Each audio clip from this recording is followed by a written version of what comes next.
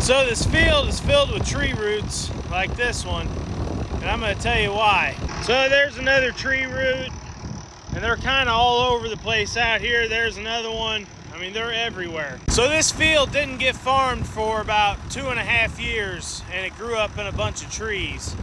So in 2019, we were flooded out, so nothing got farmed.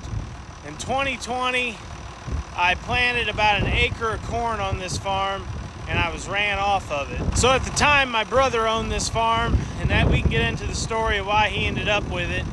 But he owned it at the time, and he didn't want us farming it no more, and he rather it just grow up in weeds and trees, and that's exactly what happened. So in the fall of 21, he had one of his buddies come down here and disc this all up.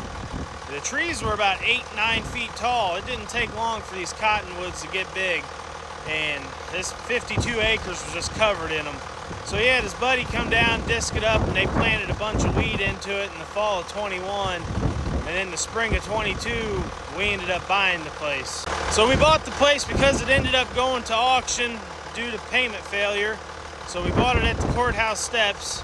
That was an interesting process, and we picked it up for a decent price.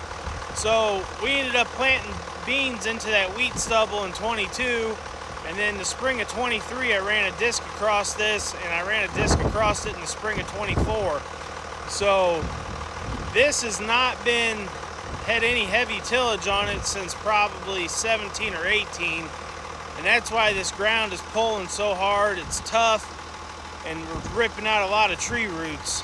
So we've noticed a decrease in the yields over the last couple of years, so we're really hoping this is going to help.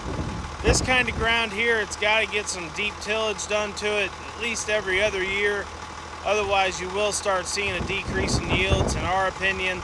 So that's why we're out here with the chisel plow. It's not ideal. I would like a ripper, like I've said before, but this is doing a pretty good job for what it is. And I may go into a more detailed story on this farm on how everything went the way it did, but we'll just have to see how that goes.